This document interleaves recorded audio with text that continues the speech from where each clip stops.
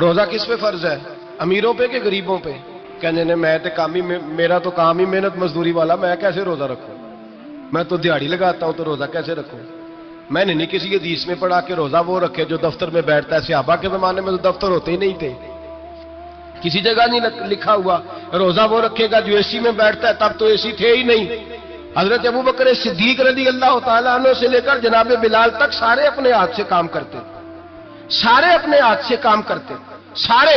حضرت عمر فاروق رضی اللہ تعالیٰ عنہ خلیفہ وقت ہونے کے باوجود مال غنیمت کے اونٹ چرنے جاتے تھے تو چراگاہ میں چھوڑنے میں جاتے تھے، لینے بھی آتے تھے واپس۔ سارے لوگ اپنے ہاتھوں سے مشقت والے کام کرتے۔ حضرت بلال مزدوری کرتے، سلمان فارسی مزدوری کرتے، مقداد مزدوری کرتے، صحابہ مزدوریاں کرتے، روزے رکھتے۔ اور رمضان کے جانے کا وقت ہوتا تو در رسول پہ کھڑے ہو کے عرض کرتے محبوبہ دل نہیں بھرا، دل کرتا ہے کبھی رب سارا سال ہی روزے عطا کرے، سارا سال رمضان دے تو ہم سارا سال روزے رکھنے کو تیار ہیں۔ جذبہ تھا، طاقت تھی، ہمت تھی۔ آج نوجوان لڑکا ہے کہتا ہے مجھ سے بھوک برداشت نہیں ہوتی۔ میرے بھائی رب بیماری لا دینا، اللہ سے دعا مانگے اللہ شفائے عطا فرمائے، اور دعا کرے اللہ آزمائش سے محفوظ فرمائے۔ آپ یقین کریں میں نے لوگوں کو دیکھا ہے حلق سے قطرہ نہیں اترتا، خوراک کی نالی لگی ہوئی ہے، اعلیٰ غذائیں پکی ہوئی پڑی ہیں، عرش کا مالک کہتا ہے میں تیرے حلق سے گزرنے نہیں دوں گا، قانون بن گیا۔ میں نے دیکھا ہے ڈرپ پہ لوگ زندہ ہے، بوتل لگی ہوئی ہے گلوکوز کی، گزارا چل رہا، اعلیٰ غذائیں پڑی ہیں، لاکھوں روپیہ تجوری میں پڑا ہے۔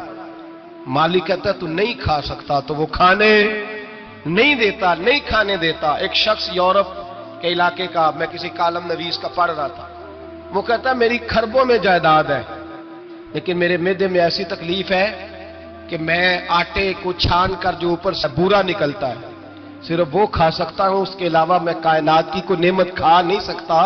اور میرے بھائی وہ جب چاہے تو بڑے بڑے کھانے کھانے سے تجھے روک دے، تیرے دانت چبانے کے قابل نہ رہے، زبان نگلنے کے قابل نہ رہے، معدہ تیرا ہضم کرنے کے قابل نہ رہے، وہ جب چاہے تو جو مرضی کر لے۔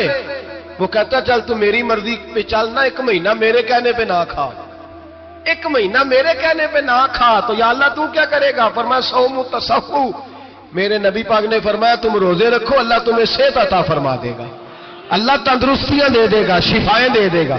تم روزے رکھو اللہ تمہیں، سبحان اللہ، اللہ تمہیں، اللہ طاقت دیتا ہے، ہمت دیتا ہے، اللہ ہمت دیتا ہے۔ میں نے دیکھا ہے، میں نے بزرگوں کو دیکھا ہے، ضعیف لوگوں کو دیکھا ہے، کمزور لوگوں کو دیکھا ہے، میں نے دیکھا ہے روزے رکھتے ہوئے، مزدوروں کو دیکھا ہے روزے رکھتے ہوئے۔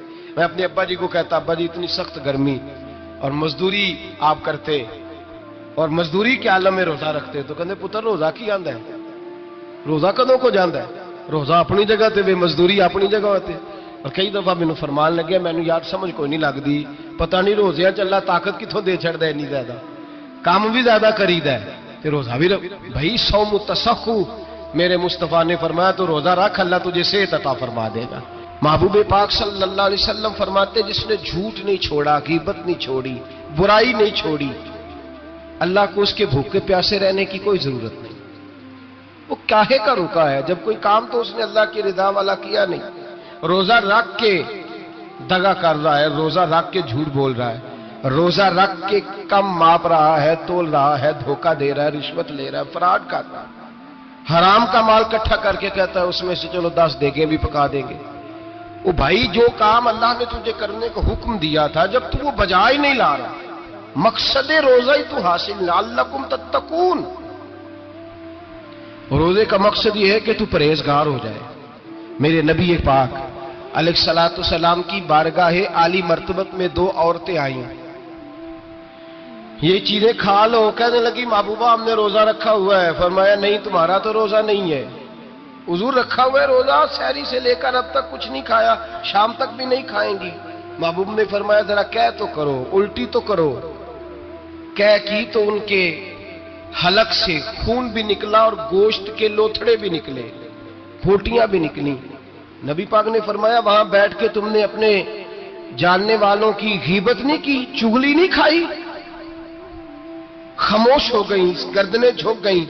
نبی پاک نے فرمایا تم نے قرآن نہیں پڑھا؟ کہ جو اپنے بھائی کی غیبت کرتا ہے وہ مردہ بھائی کا گوشت کھاتا ہے، تو گوشت کھا کے بھی تمہارا روزہ رہ گیا ہے؟ کس طرح کا روزہ ہے کہ صاحب روزہ رکھ کے نہ رکھنے والوں پہ تنقید کر رہے ہیں؟ تراویاں پڑھ کے نکلے ہیں تو کہتے ہیں میں اکیلا ہی نیک ہوں، باقی تو محلے میں کوئی پڑھتا ہی نہیں۔ یہ کیسا تیرا روزہ ہے کہ تو روزہ رکھ کے تو اس کے مقصد کو نہیں سمجھا؟ لعلکم تتقون۔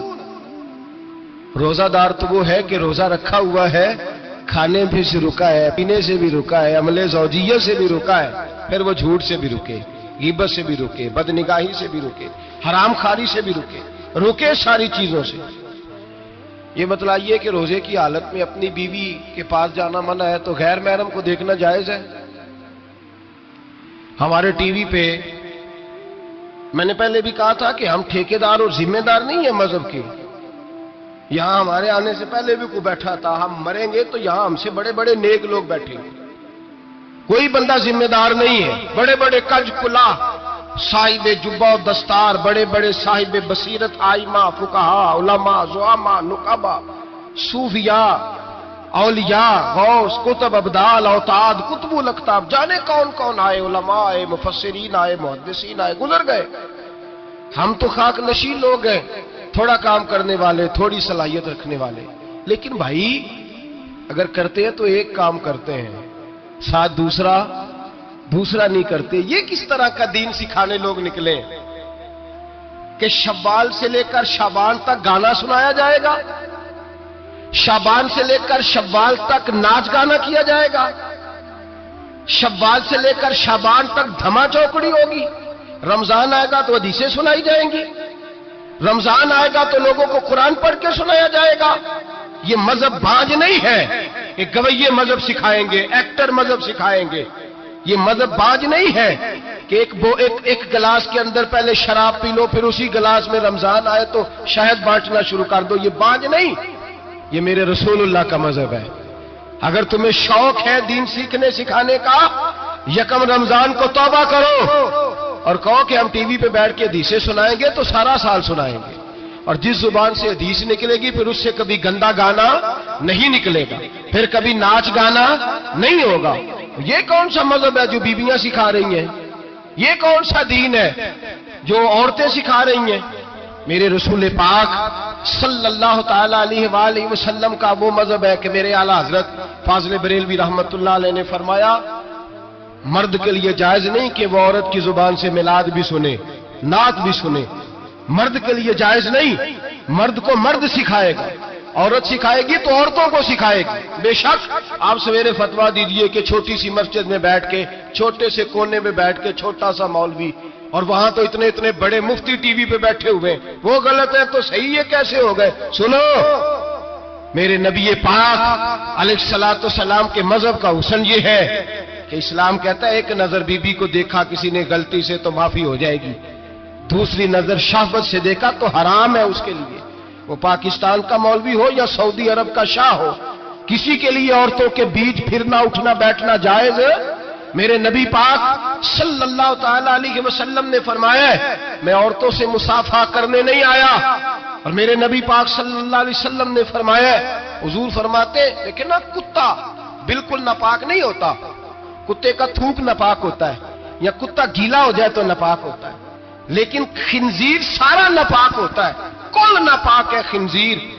نبی پاک نے فرمایا خنزیر بھی ہو اور گند میں لتھڑا ہوا بھی ہو، پیشاب میں لتھڑا ہوا ہو، گوبر میں لتھڑا ہوا ہو، پخانے اور فضلے میں لتھڑا ہوا خنزیر ہو، اس کا جسم تیرے ساتھ ٹکرا جائے تو اتنا برا نہیں جتنا غیر محرم عورت کا وجود تیرے ساتھ ٹکرا جائے تو برا ہے۔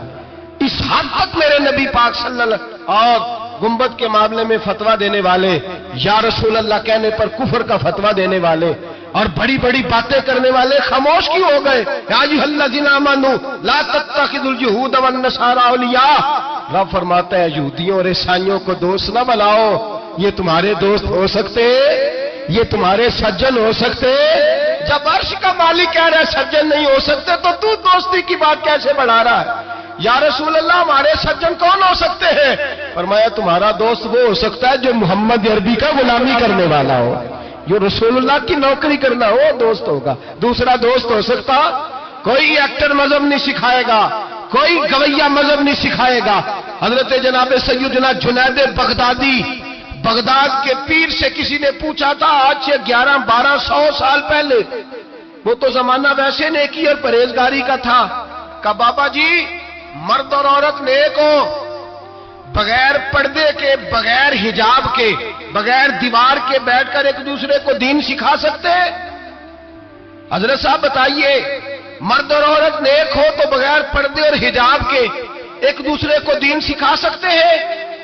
तो हजरत जुनैद बगदादी फरमाने लगे, सिखाने वाला हसन बसरी हो और सीखने वाली राबिया बसरी हो तो फिर भी बगैर पर्दे के बैठने की इजाजत नहीं। तो मुफ्ती साहब को इजाजत किसने दी? मौलाना साहब को इजाजत किसने दी? बड़ा वो नहीं होता जो टीवी पे ज्यादा आता है, बड़ा वो होता है जो रसूलुल्लाह के दीन पे अमल ज्यादा करता है। हजरत अब्दुल्लाह इब्ने मसूद रदी अल्लाह ताला अन्हु फरमाते, ज्यादा बातें करने वाला आलिम नहीं होता। हुजूर फिर आलिम कौन होता है? फरमाया पढ़ो कुरान, इन्नमा यख्शल्लाह मिन इबादिहिल उलमा।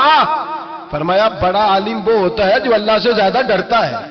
इसलिए कि रब फरमाता है मेरे बंदों में से जो आलिम वो हैं जो अल्लाह से ज्यादा डरते हैं, खौफ रखते हैं। तो मेरे भाई रमजान अल मुबारक में बचना है, परहेज का वक्त है, तो कोई शख्स भी कोई शो ना देखे, मेरी मिन्नत है आप अल्लाह, कोई शो ना देखे।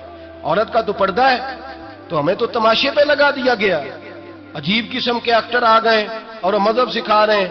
मेरी अपील है आपसे कि सहरी इफ्तारी के वक्त टेलीविजन बंद रखें। क्या चीज खोल के रखें? या कुरान खोल के रखें या रसूलुल्लाह का फरमान खोल के रखें। अल्लाह रसूल की तरफ तवज्जो रखें, वो सीखने सिखाने का वक्त है। छोड़े गवैयों से दीन सीखा जाएगा, आप हमें कोई शिकवा नहीं। ये पक्की तौबा करें, सवेरे आए आके दीन सिखाएं। और मैं उनसे भी अपील करूंगा कि आओ दीन सिखाओ।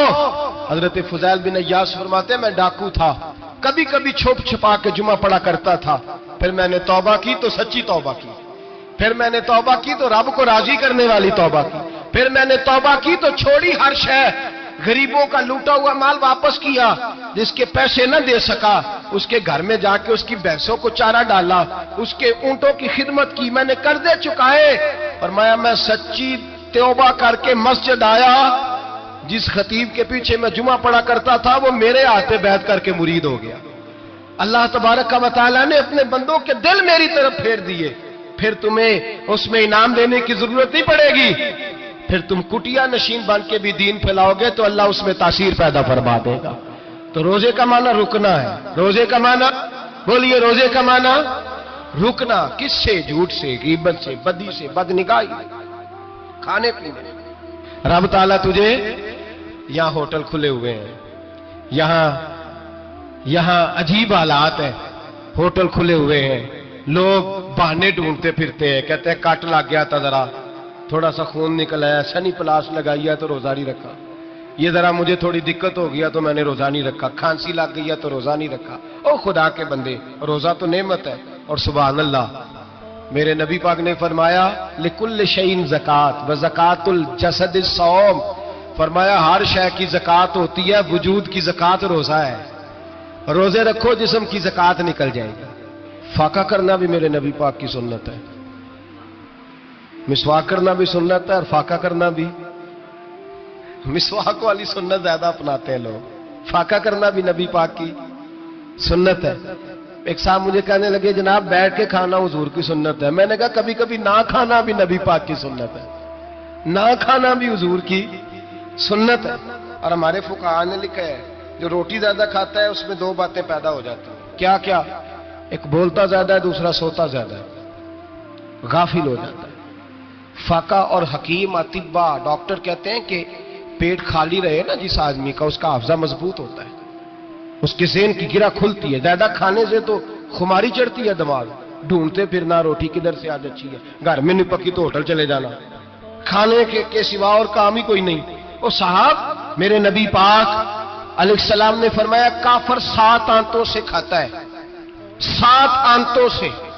और फरमाया मेरा मोमिन 1 आंत से खाता है, उसके वजूद में खाने वाली 1 आंत है। काफर 7 आंतों से खाता है।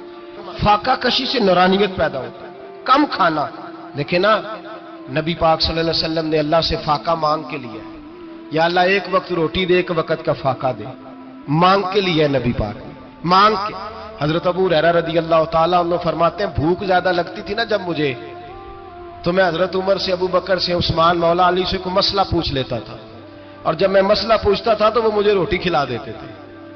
جب میں ان سے مسئلہ پوچھتا تو وہ مجھے، حضرت ابو ہریرہ فرماتے ہیں مجھے بھوک لگی، میں حضرت عمر کے پاس گیا، ان سے مسئلہ پوچھا. ان کا رواج تھا جب میں مسئلہ پوچھتا تو پہلے روٹی کھلاتے. ہمارے بزرگ یہ فرماتے ہیں کہ کھانے کھلا کے دین پڑھاؤ. صرف تمہارا کتب خانہ نہیں کھلا ہونا چاہیے، تمہارا دسترخوان بھی کھلا ہونا چاہیے. کسی نے نبی پاک صلی اللہ علیہ وسلم سے پوچھا تھا بہترین مسلمان کون ہے؟ حضور نے فرمایا جو سلام لینے میں پہل کرے اور روٹی زیادہ کھلائے. جو روٹی ہر وقت فکر کرے آ یار تو روٹی کھا لے، روٹی کھانے کی طرف توجہ دلائے. کھلانا سنت ہے، زیادہ کھانا اس میں بھی فرق رکھے. تو نبی پاک صلی اللہ علیہ وسلم کے صحابی حضرت ابو ہریرہ رضی اللہ تعالیٰ عنہ فرماتے ہیں میں نے حضرت عمر سے مسئلہ پوچھا. میں نے کہا حضور مسئلہ بتائیں، تو کہتے پہلے ان کی عادت تھی جب میں مسئلہ پوچھتا تو روٹی بھی کھلاتے. آج انہوں نے مسئلہ ہی بتایا ہے، روٹی کوئی نہیں کھلائی. تو مجھے کہنے لگے ابو ہریرہ تو سوچتا ہوگا روٹی نہیں اس نے پوچھی، تو نے کب سے کھانا نہیں کھایا؟ میں نے کہا آج صبح سے. تو جناب عمر کہنے لگے میں نے کل صبح سے نہیں کھایا. چل ابو بکر صدیق کے گھر مسئلہ پوچھتے ہیں. کہتے جناب صدیق اکبر کے دروازے پہ گئے، جا کر کے ان سے مسئلہ پوچھا. ان کی بھی عادت تھی جب کوئی مسئلہ پوچھنے جاتے تو دسترخوان بچھا لیتے. کہتے آؤ روٹی بھی کھاتا ہوں مسئلے بھی بتاتا ہوں. کہتے ہیں گئے تو انہوں نے بھی مسئلہ بتایا، روٹی کوئی نہ پوچھی. تو کہنے لگے عمر ابو ہریرہ تم لوگوں نے کل پرسوں سے نہیں نہ کھایا ہوگا. اور ابو بکر کو 4 دن گزر گئے ہیں، تھوڑا سا دودھ ملا ہے یا کھجور ملی ہے، روٹی کوئی نہیں ملی. چلو در رسول پہ چلتے، آؤ حضور کی بارگاہ. کہتے ہیں نبی پاک کی بارگاہ میں آئے، حضور نے چہرے دیکھے، کریم سے مسئلہ نہیں پوچھنا پڑا. میرے مصطفیٰ کریم نے فرمایا بھوک لگی ہوئی ہے تم تینوں کو؟ 3-4 دن ہو گئے. اللہ کے رسول نے فرمایا مجھے پورا ہفتہ ہو گیا ہے. سبب کچھ اور ہے جس کو تو خود سمجھتا ہے. زوال بندہ مومن کا بے زری سے نہیں، بھوک نقصان کا وجہ نہیں بنی، وجہ کوئی اور بنی ہے. رشوتیں جو بازار گرم ہوئے ہیں لوٹ مار کے، یہ روٹی کے لیے نہیں کہ وہ اپنا وقت اللہ تعالیٰ کی یاد میں گزاریں گے، نوافل میں گزاریں گے، عبادات میں گزاریں گے، اعتکاف میں گزاریں گے. کرنے کا کام یہ ہے کہ ہم ذہنی طور پر تیار ہوں، ہمارا مزاج بنے. توجہ ہے آپ کی میری بات پر؟ آپ زیادہ غور فرمائیے کیا عرض کر رہا ہوں. فرمایا کہ وہ اپنے سارے کاموں کو پہلے سمیٹ لیتے اور رمضان میں ان کی پوری توجہات، اللہ کرے آپ کی بھی توجہ ساری میری بات پہ ہو جائے. آمین تو کہہ دے.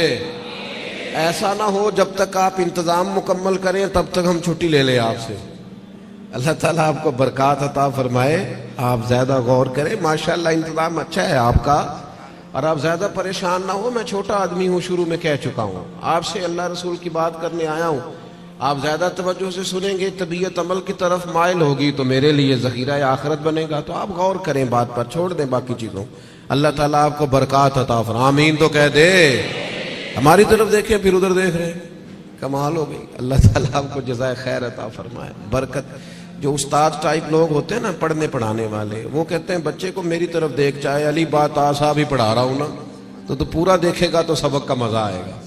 اللہ تعالیٰ آپ کو برکات عطا فرمائے، جزائے خیر. اور ویسے بھی ہماری محافل میں ایک آدھ آدمی ہوتا ہے جس نے مجمع میں بھی لازمی بیٹھنا ہوتا ہے اور سارے انتظام بھی کرنے ہوتے ہیں. بھئی آپ کو بندوبست کرنا ہے تو آپ ادھر تشریف لے جائیں جہاں بندوبست ہو رہا ہے. اب یہاں بھی تشریف فرمائیں، وہاں بھی تشریف فرمائیں، تو روحانیت سے ہی کام چلائیں، یہی زیادہ بہتر ہے. اللہ تعالیٰ آپ کو بہت سی برکتیں عطا کرے، سلامتی عطا فرمائے. اللہ تعالیٰ اس محفل کی سب برکات ہمیں نصیب کرے. تھوڑی تقریر کرنے والا آدمی ہوں تو چاہتا ہوں کہ سارا کام محفل کو درست کرنے میں ہی نہ لگ جائے، کچھ بات بھی ہو جائے. تو اگلی بات یہ ہے کہ رمضان میں کرنا کیا ہے، عبادات کون کون سی ہم نے زیادہ کرنی ہے. سب سے پہلے تو یہ سمجھ لیں کہ روزہ دار کا سارا وقت ہی عبادت میں ہے. اسے کہا گیا ہے کہ روزہ تیرے لیے ڈھال ہے. روزہ رکھنا بھی ہے، رکھنے کے بھی فضائل ہیں. محبوب فرماتے ہیں اللہ تعالیٰ اور اس کے فرشتے سحری کھانے والوں پر رحمتوں کا نزول فرماتے ہیں. نہیں آپ کھانا ہی کھا رہے ہیں لیکن کھانا کھاتے کھاتے آپ پر رحمت ہو رہی. اور حضور علیہ السلام نے فرمایا اور ہمارا اور دیگر مذاہب والوں کا فرق یہ ہے کہ ہم سحری کھاتے ہیں اور وہ بغیر سحری کھائے روزہ رکھتے ہیں. یعنی سحری کھانا اس کو اللہ کے محبوب علیہ السلام نے کتنا درجہ عطا فرمایا. اب آپ نے روزہ رکھ لیا, روزہ ڈھال ہے, اس کو رکھنا بھی ہے اور اس کی حفاظت بھی کرنی. تھوڑا سا اپنے آپ کو رمضان المبارک میں بدلنا ہے, روٹین کا کام نہیں کرنا. آپ نے روزہ رکھا ہے, اب آپ کو اس روزے کا محافظ بننا ہے. اس کے لیے کیا کریں گے؟ اپنے آپ پر ذرا پابندی لگائیں گے. حضور علیہ السلام کی خدمت میں کچھ خواتین حاضر ہوئی تھی کہ ہم روزے دار ہیں, تو فرمایا تم نے تو غیبت کی ہے, مردہ بھائی کا گوشت کھایا ہے, کہاں رہا تمہارا روزہ؟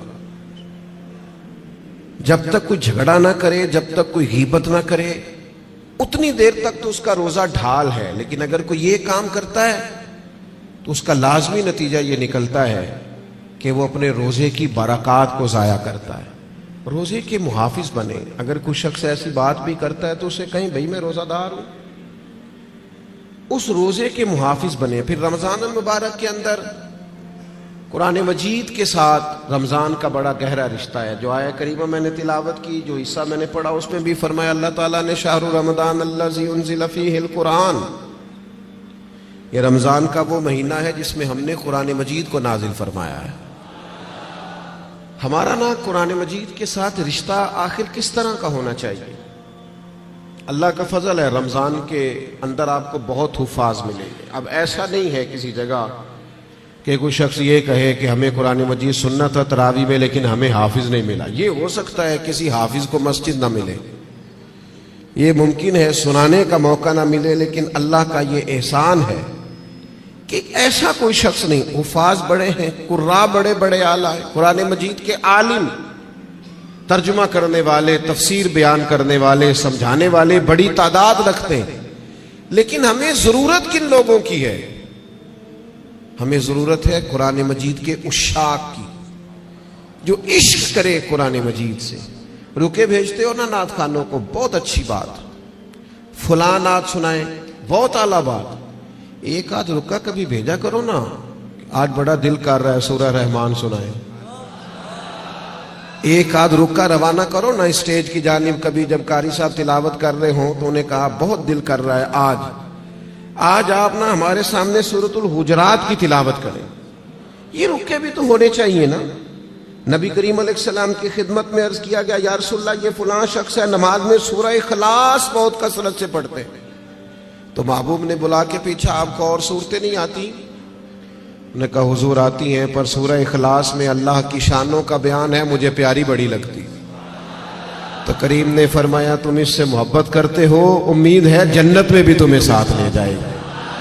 کسی ایک سورت سے بھی تو پیار کرے نا بھائی. وہ جو سورہ ملک پڑھتے تھے اور پھر قبر سے بھی ان کے سورہ ملک پڑھنے کی آواز ہی آ رہی, تو یہ والا پیار بھی تو کرے نا آپ. قرآن مجید کے ساتھ دلچسپیاں ہو, ذوق ہو. امام شافعی رحمت اللہ علیہ فرماتے ہیں کسی شخص نے پورا قرآن مجید نہ بھی سمجھا ہو تو اگر وہ صرف سورہ عصر کو سمجھ لے,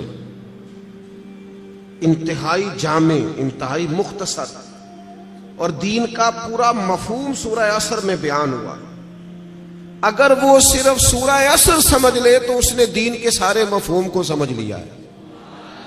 اور صحابہ کا اتنا مضبوط مزاج تھا ان باتوں پر کہ جب وہ کسی سے ملاقات کرتے, السلام علیکم ہوتی, تو اتنی دیر تک جدا نہیں ہوتے تھے جب تک سورہ عصر کی تلاوت نہیں کر لیتے تھے.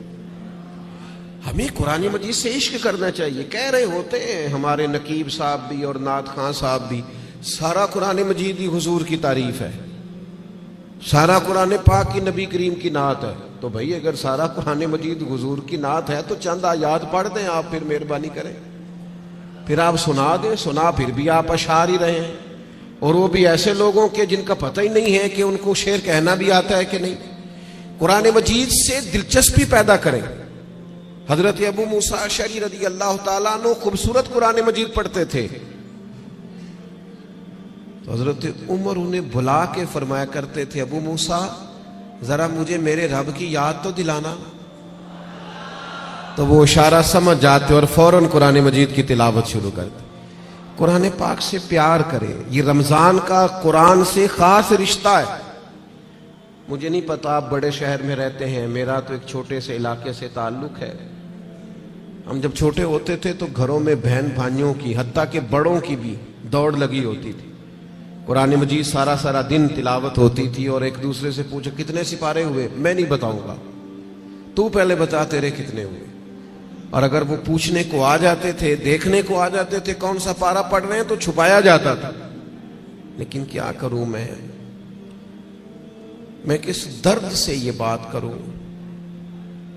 اب موبائل صرف جوان بیٹا ہی زیادہ استعمال نہیں کرتا, اس کا باپ بھی بہت استعمال کرتا. اب ٹیلی فون پر صرف بچے نہیں لگے ہوئے, ان کی اماں بھی بہت استعمال کر رہی.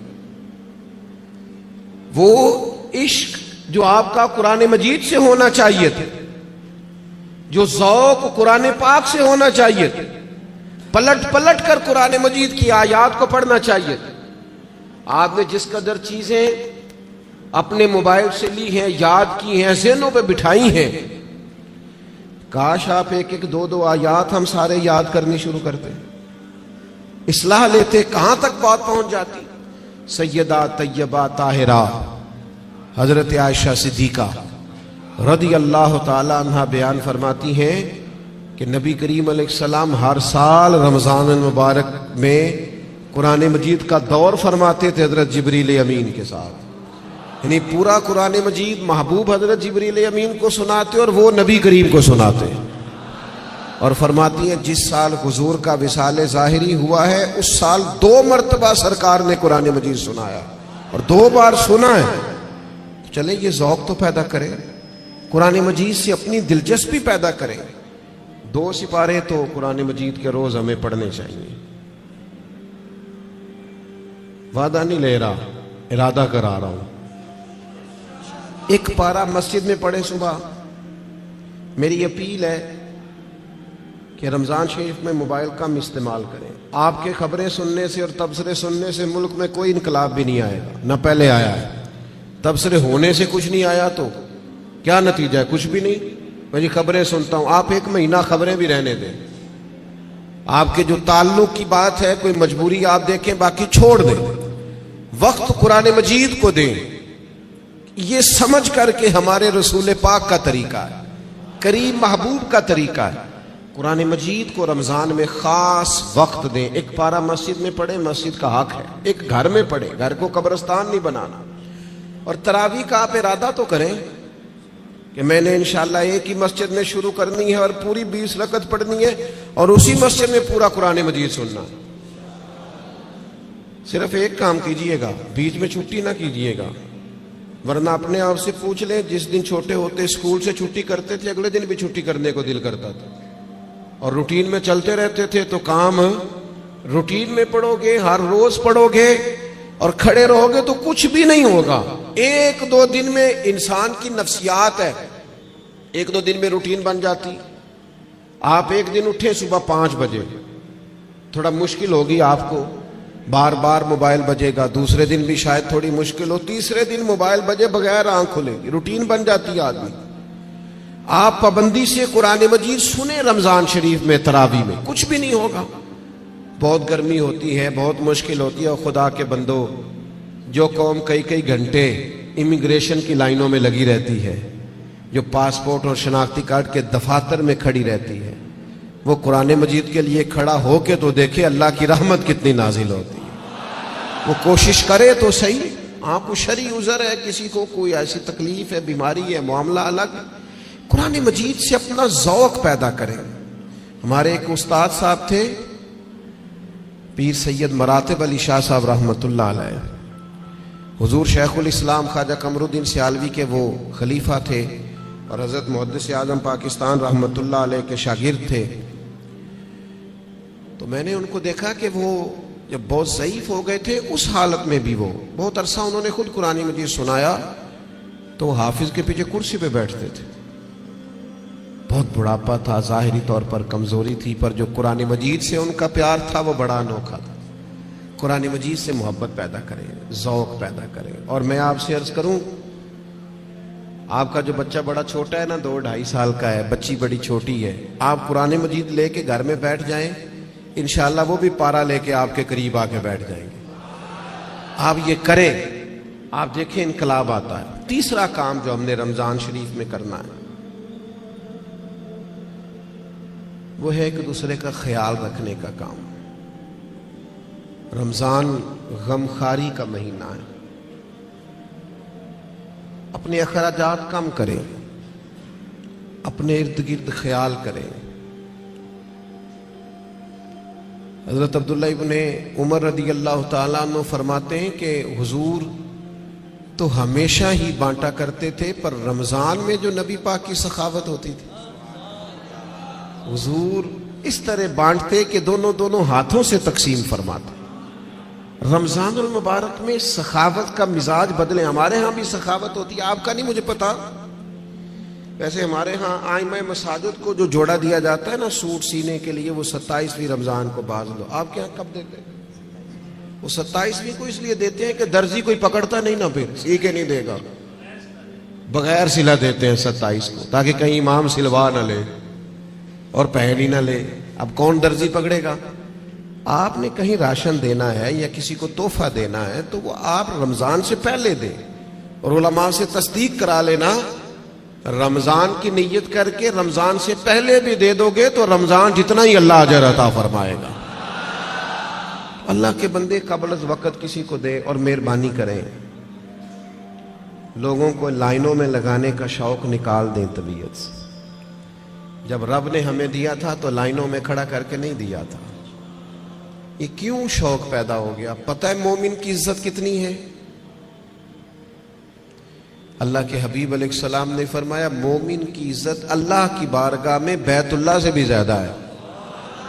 तिरमिजी में हदीस। शौक आ गया लोगों को लाइनों में खड़ा करके देते हैं। आपको पता है, और जिस तरह इलेक्शन के दिनों में लिस्टें बनती है ना कि इसका वोट कहां है, इस तरह गरीबों की लिस्टें भी पहले से बनाई जा सकती हैं कि कौन जरूरतमंद है, और एक जगह पे बैठकर ही बन जाती है। सब हो जाता है अगर करना हो। मेरे अजीज, लोगों को दिया जाए। और देखना, याद रखना,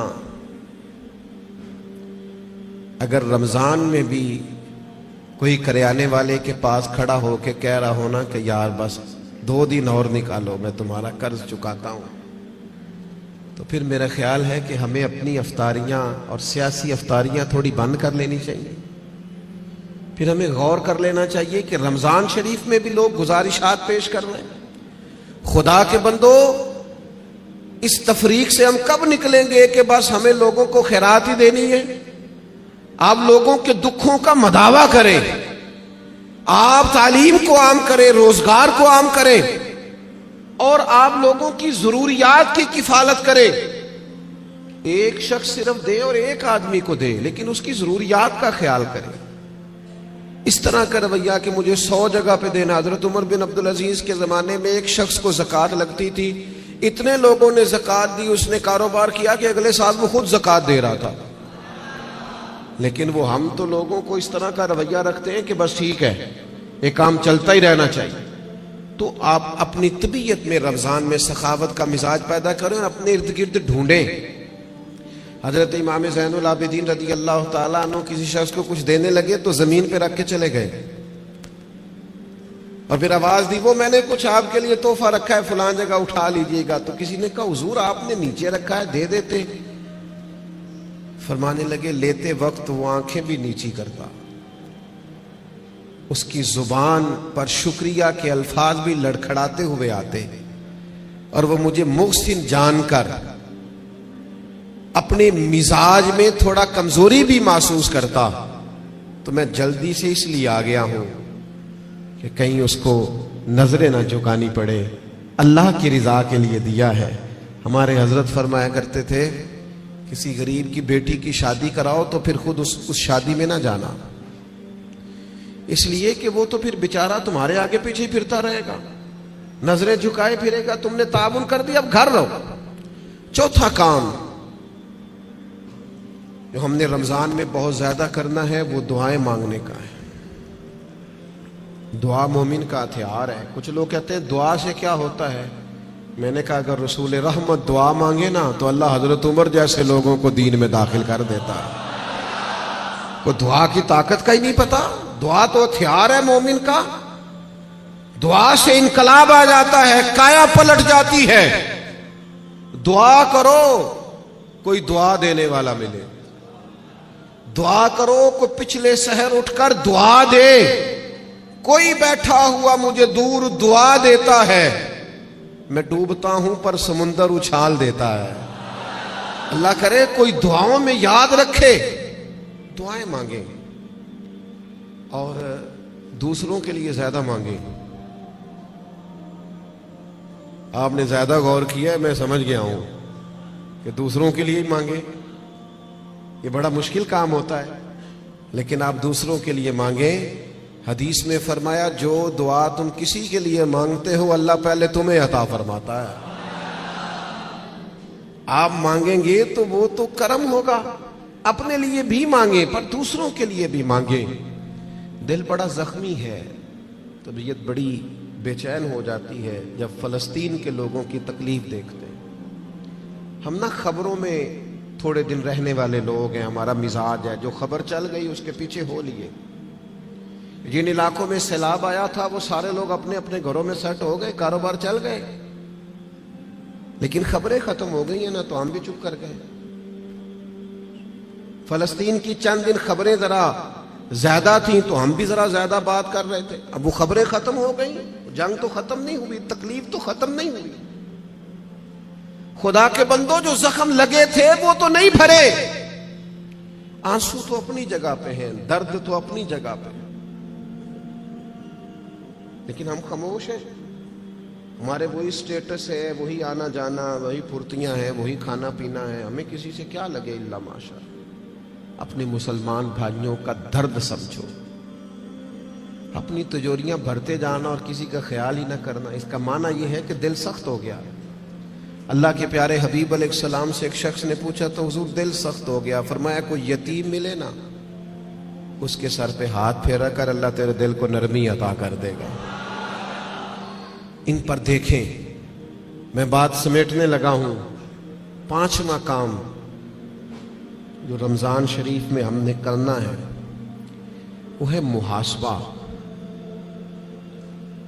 ہمیں سوچنے کا وقت ملے گا, ہم روزے سے ہوں گے, بیٹھنے کا موقع. ہمارے صوفیہ ایک مراقبہ کراتے ہیں. اب تو خیر ہم جو صوفیہ کی جماعت ہیں ہمیں بھی طرز کا نہیں پتا کہ صوفیہ کا اصل طریقہ کیا ہے. نہ ہمارے ہاں وظائف پڑھنے کا وہ رواج ہے, نہ اکیلے میں بیٹھ کے کچھ دیر مراقبے کی وہ کیفیات ہیں, نہ دعا اور مناجات اور وہ اکیلے کی عبادتیں تنہائی کی, دوسروں سے کٹ کے اللہ کو یاد کرنا, تھوڑی دیر کے لیے کرنا لیکن تنہائی میں. ہمارے ہاں جو چیز بھی ہوتی ہے وہ چونکہ زیادہ تر اجتماعی ہوتی ہے تو اجتماعی چیزیں زیادہ تر فیس بک پہ ہوتی ہیں, تو پھر وہ اس کی وہ کیفیت نہیں رہتی, وہ ذوق نہیں رہتا. آپ رمضانوں میں تھوڑا اکیلے بیٹھیں, تھوڑا تنہائی میں وقت گزاریں. غار حرا میں تنہا بیٹھنا بھی تو نبی کریم کا طریقہ ہے.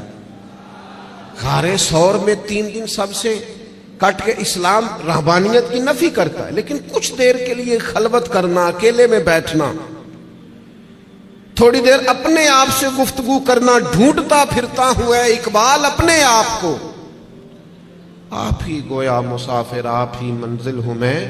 زمانہ بیت گیا, ہم نے اپنے آپ سے بات ہی نہیں کی.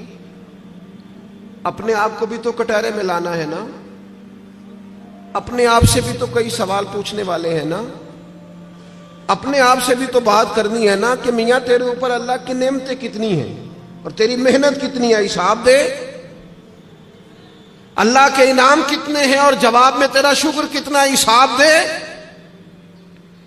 اللہ کے ایک بندے تھے, ان پر نیک تھے, عبادت گزار تھے, انعام برسنے لگے تو ایک دن رو پڑے اور تڑپ کے کہنے لگے اے اللہ ان پر انعام بہت ہونے لگے ہیں, میری قدر بہت ہونے لگی ہے, میرے آنے پر گویا نعرے بہت لگنے لگے ہیں, لوگ مجھے بہت جاننے لگے ہیں, مجھ پر کرم کرنا, کہیں میری ساری نیکیوں کا مجھے دنیا میں ہی اجر نہ دے دینا.